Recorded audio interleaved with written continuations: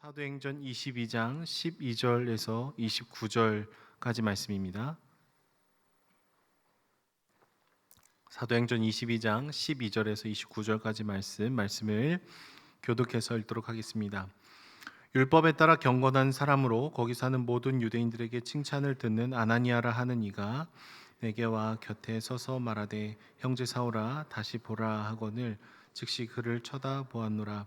그가 또 이르되 우리 조상들의 하나님이 너를 택하여 너로 하여금 자기 뜻을 알게 하시며 그 의인을 보게 하시고 그 입에서 나오는 음성을 듣게 하셨으니 내가 그를 위하여 모든 사람 앞에서 내가 보고 들은 것의 증인이 되리라. 이제는 왜 주저하느냐? 일어나 주의 이름을 불러 세례를 받고 너의 죄를 씻으라 하더라. 후에 내가 예루살렘으로 돌아와서 성전에서 기도할 때에 황홀한 중에 봄에 주께서 내게 말씀하시되 속히 예루살렘에서 나가라. 그들은 내가 내게 대하여 증언하는 말을 듣지 아니하리라 하시거늘 내가 말하기를 주님 내가 주를 믿는 사람들을 가두고 또 각 회당에서 때리고 또 주의 증인 스데반의 피를 흘릴 때에 내가 곁에 서서 찬성하고 그 죽이는 사람들의 옷을 지킨 줄 그들도 아나이다. 나더러 또 이르시되 떠나가라. 내가 너를 멀리 이방인에게로 보내리라 하셨느니라. 이 말하는 것까지 그들이 듣다가 소리질러 이르되 이러한 자는 세상에서 없애버리자. 살려둘 자가 아니라 하여 떠들며 옷을 벗어 던지고 티끌에 공중에 날리니 천부장이 바울을 영내로 데려가라 명하고 그들이 무슨 일로 그에 대하여 떠드는지 알고자 하여 채찍질하며 신문하라 한대 가죽줄로 바울을 매니 바울이 곁에 서 있는 백부장더러 이르되 너희가 로마 시민 된 자를 채찍질할 수 있느냐 하니 백부장이 듣고 가서 천부장에게 전하여 이르되 어찌하려 하느냐 이는 로마 시민이라 하니 천부장이 와서 바울에게 말하되 내가 로마 시민이냐 내게 말하라. 이르되 그러하다. 천부장이 대답하되 나는 돈을 많이 들여 이 시민권을 얻었노라. 바울이 이르되 나는 나면서부터라 하니 신문하려던 사람들이 곧 그에게서 물러가고 천부장도 그가 로마 시민인 줄 알고 또 그 결박한 것 때문에 두려워하니라. 아멘. 예전에 어렸을 때 TV를 통해서 씨름 그리고 유도 경기를 TV로 봤던 적이 있습니다. 뭐 이만기 선수, 뭐 강호동 뭐 선수 그 씨름의 경기를 보면은요 각자가 뭐 힘도 세고 뭐 덩치도 크고 그렇지만은 이 선수들이 굉장히 머리가 똑똑하다라는 것을 보게 됩니다. 이런 운동들은 오롯이 그냥 막 내 힘으로 모든 것을 다 이렇게 엎어버리는 것이 아니라 상대방의 힘을 역이용해 갖고 정말 마지막에 균형을 이렇게 무너뜨리는 반전을 보게 됩니다. 경기를 보면 와 넘어간다 넘어간다. 근데 마지막 순간에 넘기고 있던 그 사람이 이렇게 또 넘어가는 일들을 보게 되죠. 아주 짧은 그 찰나의 순간에 대역전극이 펼쳐지는 것을 많이 보게 되는 거예요. 그러면 우리는 뭐 역전의 쾌감을 저희가 느끼게 되죠. 우리가 스포츠를 볼 때 뭔가 내가 기대하지 않았는데 역전이 되면 그것이 엄청나게 기억이 나고 감동이 되고 계속해서 그 장면이 떠오르게 되죠. 제가 그 수많은 축구 경기를 봤는데 아직도 기억이 정확하게 나는 축구 경기가 하나가 있습니다. 고등학교 2학년 때 공부해야 되는데 새벽에 밤을 새서 축구 경기를 봤던 적이 있습니다. 전 세계에서 가장 큰 축구 경기인 챔피언스 리그라는 그 결승전을 제가 본 적이 있는데요. 제가 응원하는 팀이 전반전에 3대 빵, 3대 0으로 지고 있었어요. 그래서 막 기도를 할까 말까 이렇게 고민을 하다가 기도는 안 하고 열심히 응원을 하고 있는데 3대 1, 3대 2, 3대 3 그리고 마지막에 승부차기를 갔는데 이제 뉴스가 나오면서 그 스포츠 그 프로그램이 꺼졌습니다. 그래서 고등학생이니까 열심히 학교 가갖고 막 컴퓨터로 검색을 해보니까 승부차기 끝에 5대 4인가 그래갖고 이겼어요. 그래서 이스탄불의 기적이다. 그래서 이스탄불에 있는 경기장에서 열렸거든요. 이 경기는 계속해서 아직까지 정말 그 역전의 역전을 펼친 이 경기로 회자가 되고 있습니다. 여러분 오늘 말씀의 본문을 보면은 굉장히 커다란 역전의 모습이 나오고 있습니다. 바울은 지금 자신을 변호하고 있는 장면을 보여주고 있는데 솔직히 말하면 나를 변호하기보다는 갑자기 간증을 해요. 내가 어떻게 회심했는지, 그리고 내가 지금 전하고 있는 복음이 얼마나 놀라운 것인지를 얘기하고 있는 것이죠. 바울은 얘기합니다. 내가 얼마나 심각한 죄인이었는데 예수님께서 나를 이 다메섹 도상에 찾아와 주셔서 만나 주셨고, 그리고 그 이후로 어떻게 내가 이방인에게 말씀을 전하는 이런 사도가 되었는지에 대해서 얘기를 하고 있습니다. 변호하는 것 같지만 적어도 자신의 안위를 위한 변호가 아니라 그러면서도 복음을 전하는 이런 모습을 보이고 있는 것이죠. 그 누구보다도 율법에 대한 열정을 갖고 있었던 바울은 사실 기독교인들을 이제 감옥에 가둬두고 스데반이 죽는 것을 옆에서 보면서도 그것을 찬성하고 아주 당연하게 여기는 모습들을 보이고 있었던 사람이었습니다. 그리고 예수님을 믿는 사람들을 핍박하고 박해하는 것을 자신의 의로움으로 여겼던 그런 사람이죠. 그런데 하나님은요, 다메섹에 찾아오셔서 바울의 눈을 멀게 하시고 오늘 말씀 본문의 내용처럼 아나니아를 만나는 과정을 통해서 그의 잘못된 열정과 힘의 방향을 바꿔 버립니다. 정말 커다란 열심을 갖고 있는 그를 거꾸로 트리는 거예요. 바울의 율법에 대한 열정, 그래서 기독교인들을 정말로 이렇게 핍박을 해야겠다라는 그 열정을 예수 그리스도를 전하는 열정으로 전환시켜 주시는 것이죠. 씨름으로 치면은요, 막 힘을 다해서 달려오는 사람을 마지막에 엎어 버리는 것입니다. 그러나 시간을 뒤로 돌아보면 이것은 역전의 은혜이죠. 바울은 자신이 핍박하던 대상들이 그냥 기독교인들만 내가 핍박했다라는 것이 아니라 예수님 그분 자체를 핍박했다라는 것을 깨닫게 되었습니다. 그러면서 그는 복음이 무엇인지에 대해서 깊이 알게 됐을 거예요. 여러분 우리도 마찬가지인데요. 복음을 정확하게 보기 위해서는 두 가지 방향의 바라봄이 필요합니다. 첫 번째는 내가 얼마나 심각하고 부패한 죄인인지를 끊임없이 바라봐야 돼요. 나는 소망이 없구나. 나는 정말 완악하구나. 이걸 바라봐야 됩니다. 두 번째는 그런 나를 위해서 주님께서 어떤 일을 행하셨는지를 동시에 바라봐야 됩니다.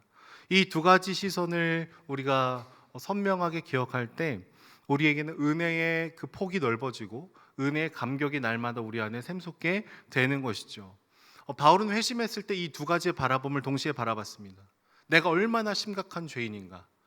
예수님을 믿는 사람들을 핍박했을 뿐만 아니라 예수님이 찾아오셔서 네가 나를 왜 핍박하냐 이렇게 얘기하시잖아요.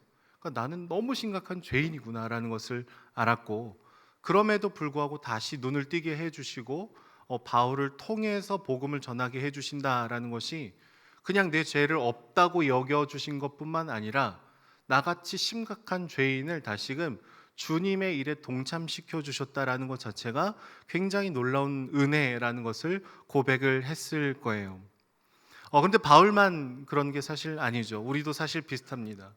하나님이 우리를 구원해 주실 만큼 우리는 그렇게 아름답고 소중한 시간들을 주님 앞에 드리지 않을 때가 더 많습니다. 아니 온전한 복음을 우리는 들었음에도 불구하고 소유했음에도 불구하고 여전히 내가 내 삶에서 주인이 되고자 할 때가 더 많은, 그건 참 연약하고 참 완악한 그런 존재죠. 하나님은 나 같은 죄인을 위해서 예수님을 십자가에 못 박아 죽이시고 부활하시고 오늘의 우리 한 사람 한 사람들 또 불러주고 계시다라는 거예요. 이것은 우리가 평생을 다해도 당연하게 여길 수 없는 그런 복음이지만 우리는 이것을 또 아주 당연하게 여기는 그런 연약함도 보이게 되는 것이죠. 우리가 하나님의 일에 동참한다는 것, 바울을 다시금 주님의 일에 동참시켜 주신다라는 것, 그것은 사실 죄인들에게 어울리지 않는 부르심이고 특권이고 은혜다라고 고백을 할 수 있겠습니다. 바울은 박해자였습니다. 그런데 이제 이방인들에게 복음을 전하는 사도로 주님께서 삼으시죠. 그래서 오늘 말씀 본문을 보면은 내가 원래 어땠는지, 그 주님께서 황홀한 황홀경 중에 만나 주셔서 어떤 과정을 통해서 이방인에게 복음을 전한 사람을로 세워 주셨는지를 막 얘기하는 가운데 유대인들이 이 얘기를 더 이상 듣기를 거절합니다. 소리를 지르고요. 성전과 하나님을 모독하는 이 바울을 그냥 죽여버리자. 얘기를 들어봤더니 확실하게 죽여야 되겠다. 막 그러면서 옷을 벗어던지고 티끌을 공중에 날리면서 실제로 바울을 폭행하기에 이르릅니다. 결국 천부장이 개입을 해서 이 소란을 잠재우는데요. 하나님은 여기서 또 다른 역전을 일으키시죠. 바울이 갑자기 폭행을 당하고 로마 군인으로부터 결박을 당한 상황, 굉장히 부정적이고 힘든 상황 가운데 바울이 숨겨놨던 것이 있어요. 로마의 시민권을 갑자기 이렇게 짠 하고 꺼내죠. 오늘 말씀 본문을 보면은 시민권이라는 한 단어에 갑자기 이 상황의 분위기가 반전되는 것을 볼 수 있습니다. 지금 결박을 당해 있는 바울이 로마의 시민권을 갖고 있다라는 소식을 들으니까 천부장이 막 달려오죠. 나는 이거 돈 주고 샀는데 당신은 어떻게 가졌습니까? 이런 것을 막 물어보고 내가 이 로마의 시민권을 가진 사람을 함부로 죄를 묻지도 않고 그냥 결박부터 했구나 하면서 두려워하면서 오늘 말씀 본문이 끝나게 됩니다. 결국 예상치 못했던 핍박, 폭행 이것이 더 공적인 자리에서 복음을 전할 수 있는 장면으로 역전이 되는 모습을 보여주더라라는 것이죠. 여러분, 이것은 사람이 계획하고 상상할 수 있는 방법이 아닙니다. 근데 하나님은 정말 힘들고 어려운 상황, 그리고 정말 이제 내가 넘어간다는 그 순간에 마지막에 다시금 업어치기를 해 주는 것이죠. 물론 여러분, 하나님의 이런 인도하심이 별로 마음에 안 드실 수도 있습니다. 그냥 고난 없이, 아픔 없이, 뭐 핍박과 폭행 없이 그냥 내가 주님을 따르면 편안하고 날마다 채워주시고 아무런 어려움 없이 주님께서 그냥 이렇게 아름다운 꽃길을 걷게 해주시면 참 좋겠지만 사실 그런 길은 우리에게 예비되지 않은 것 같아요. 예수님의 모습을 보십시오. 예수님이 걸어가신 길은 그렇게 낭만적이고 아름다운 길은 아니었죠. 바울이 예수님을 자신이 핍박했다라는 사실을 알았을 때도 본인도 깨달았을 거예요. 예수를 따르는 삶은 고통을 향해서 들어가는 삶일 수 있겠다. 흔들리면서도 참된 진리를 붙드는 삶일 수 있겠다. 그것을 본능적으로 깨닫게 되었을 것입니다. 그래서 바울은 고난과 고통과 힘듦과 어려움 이것을 피하지 않습니다. 다 예상되는데도 도망가지 않습니다. 그 부르심에 반응하면서 주님께서 걸어가신 그 길을 함께 걸어가는 것이죠. 왜냐하면 힘들고 어렵지만 죽음을 생명으로 역전시켜 주신 주님이 십자가의 죽으심, 저주의 상징을 우리의 영원한 생명으로 역전시켜 주신 주님이 내 삶을 지키실 거다, 붙드실 거다, 동행하실 거다. 그것을 신뢰하면서 지금 바울이 걸어가고 있다라는 것이죠. 여러분, 오늘을 살아가는 우리의 모습은 어떻습니까? 바울이 복음을 전했던 것처럼 여러분, 우리는 예수님을 믿고 예수님을 전한다고 해서 당장 뭐 뺨을 맞는다든지 죽임을 당한다든지 폭행을 당한다든지 그런 일은 일어나지 않습니다.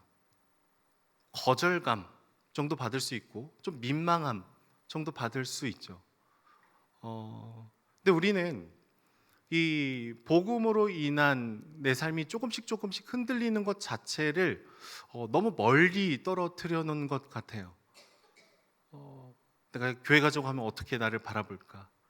예수님 믿으라고 하면 나를 어떻게 바라볼까? 오늘 말씀 본문에 나오는 바울의 모습과는 너무 사소한 것 하나하나만 해도 우리는 너무나 두려워하고 너무나 불안해하고 예수로 인한 복음으로 인한 고난, 힘듦, 어려움, 내 삶이 흔들리는 것을 우리는 결코 허용하려고 하지 않더라라는 것이죠. 여러분의 삶을 한번 돌아보실 수 있었으면 좋겠습니다. 내가 예수를 믿는 것으로 인해서 이 복음을 믿는 것으로 인해서 하나님의 뜻을 따라가는 것으로 인해서 내 삶이 조금이라도 흔들렸던 경험이 최근에 언제입니까? 달라스 윌라드라는 사람은 잊혀진 제자도라는 책을 썼어요. 이 책을 통해서 굉장히 많은 은혜를 받았는데 이 책의 저자는 이렇게 얘기합니다. 우리는 어느새 제자는 아닌 그리스도인으로 머물고 싶었는데 제자는 아니래요. 제자는 아니고 그냥 그리스도인. 하나님을 위해서 나의 시간, 나의 재정, 나의 삶, 나의 고통 이런 것들을 드리지 않고 내 마음의 평안, 내 영혼의 구원, 하나님이 주시는 안정적인 관계들 그런 것들만 꿈꾸다 보면은 이상한 역전이 일어난다라고 얘기합니다. 처음엔 평온해요. 예수님 믿는 것이 복되기만 합니다. 그런데 서서히 하나님의 임재, 주님을 따라가는 그 기쁨, 영원한 것을 추구하는 그 마음들이 서서히 사그라들어 간다라는 거예요. 정말 주님이 나의 주인인지, 정말 주님이 나의 모든 것이어서 나는 온데간데 없고 나를 기꺼이 뒤흔들면서 가기를 원하는지, 우리 마음에 그 중심이 있는지를 돌아보는 이 새벽이 되기를 축복합니다. 우리는 고난받기 싫고 예수님으로 인해서 불편하기 싫습니다. 예수님의 은혜를 다 알면서도 우리는 웰빙의 신앙을 추구하죠. 오늘 이 새벽에 주님을 바라볼 수 있었으면 좋겠어요. 우리는 정말 꽃길만 걷고 싶어하는 그런 우리의 연약한 모습을 예수님이 십자가 위에서 바라보시는 것이죠. 너의 그 부르심을 외면한 그 모습까지도 내가 너를 사랑한다. 모든 복음을 다 알면서도 뛰어들지 않는 그 연약함까지 다 알면서도 나는 너를 위해 죽는다라는 것을 얘기해 주는 것이죠. 또 다른 역전이 있습니다. 안산동산교회에서 저희가 이렇게 자라할 때 여름마다 단기 선교를 굉장히 많이 갔습니다. 중국이 한 10개 정도 되는 도시를 갔는데 저는 인도네시아랑 방글라데시를 주로 갔지만 중국에 갔다 온 한 형님이 이런 얘기를 하더라고요. 마지막 날 이렇게 얘기했대요. 내가 중국 교회를 위해서 한국에 가서도 열심히 기도하겠습니다. 그랬더니 중국 교회의 성도님이 아니라고, 우리가 한국 교회를 위해서 기도해 주겠다라는 거예요. 이 형님 입장에서 이해가 되지 않습니다. 중국에선 예수님 믿는다고 하면은 갑자기 이제 막 차에 잡혀가서 막 손가락, 발, 다리 막 이렇게 잘려서 다시 길거리에 던져놓기도 하고 막 그런 일들이 있는데, 우리가 그분들을 위해서 기도해야 될 것 같은데 그분들이 오히려 우리가 더 기도가 필요한 것 같다라는 거예요. 왜냐하면 중국 사람들이 우리는 공안이랑 싸우면 된대요. 눈에 보이는 적이랑 싸우면 되니까 우리는 마음이 정말 단단하고 잘 싸울 수가 있대요. 근데 그분들이 얘기하기를 한국의 성도님들은 보이지 않는 것들과 싸우지 않습니까? 아무런 핍박이 없고 아무런 고통이 없고, 그래서 돈을 사랑하는 마음, 안정감을 지나치게 추구하는 마음, 더 쾌락적인 것을 사랑하는 그 마음, 그러니까 보이지 않는 것들과 싸우는 것이 더 어려운 것 같습니다. 그러면서 우리가 기도할게요. 한국교회가 너무 화려함을 사모하지 않도록, 크고 많은 것을 사랑하지 않도록, 그리고 고난이 없어서 본질을 잃어버리지 않도록 우리가 한국교회를 위해서 기도하겠습니다. 이 형님이 중국에 갔다 와서 이제 저희 중보기도팀 모임에서 요 얘기를 하는데 많은 깨달음이 있었고 여전히 이렇게 고민이 됩니다. 선교지에 가면 예수님을 믿는 것으로 인한 핍박이 있습니다. 근데 그분들을 만나보면 모든 걸 걸고 신앙생활해요. 예수를 믿으면 내 삶이 막 흔들려요. 그래도 주님이 나의 전부입니다. 그런 고백이 있습니다. 오늘을 살아가는 우리에게는 그 정도는 아니잖아요. 예수님 믿는다고 해서 내 삶이 흔들리지는 않거든요. 막 핍박을 받지는 않거든요. 근데 그럴 때마다 우리는 마음에 물어봐야 되는 것이죠. 주님이 나의 전부가 맞는가? 정말 주님이 나의 모든 것이 맞는가? 그분이 나의 삶의 이유고 그분이 내가 살아가는 목적인가? 아니면 이 땅에서 내가 힘들고 어려울 때마다 그냥 나를 도와주는, 나를 서포트해주는, 내가 주인이고 나를 따라와 주시는 분이라면 여러분, 우리의 마음의 중심에 역전이 필요합니다. 말씀대로 살면 불편해야 됩니다. 부대끼는 순간들이 찾아와야 돼요. 돈을 버는 방식, 돈을 쓰는 방식, 사람을 대하는 방식, 세상의 기준과 방법이 아니라 하나님의 말씀으로 우리는 대해야 되기 때문이죠. 여러분, 우리에게 맡겨진 길을 서로를 격려하며 역전의 은혜를 주신 주님을 기억하며 담대하게 거침없이 걸어가는 저와 여러분들이 되기를 소망합니다.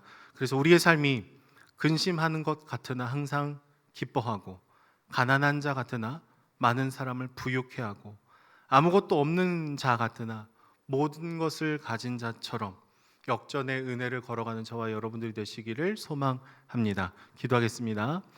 사랑의 주님, 참 작고 연약한 우리들에게 어울리지 않는 사랑을 부어주시며 우리의 완악함을 뒤엎으시며 주님의 은혜를 부어주시니 주님 감사합니다. 우리는 참 하나님 은혜를 다 알면서도 주님을 내 인생의 보좌에 모시기가 힘든 존재임을 주께 고백합니다. 바울의 삶과 다른 삶을 살기를 갈망합니다. 그러나 주님, 다시금 우리의 마음의 중심이 되어 주셔서 당신이 내게 전부여서 나는 온데간데 없는, 기꺼이 주님께 나의 삶을 드리는 그 기쁨으로 걸어가는 저희들이 될 수 있도록 날마다 함께하여 주시옵소서. 역전의 은혜를 바라보게 하여 주시고 주님의 손을 신뢰하며 우리의 부르심을 잘 감당하는 저희들이 될 수 있도록 주님 동행하여 주시옵소서. 감사드리며 예수님의 이름으로 기도드립니다. 아멘.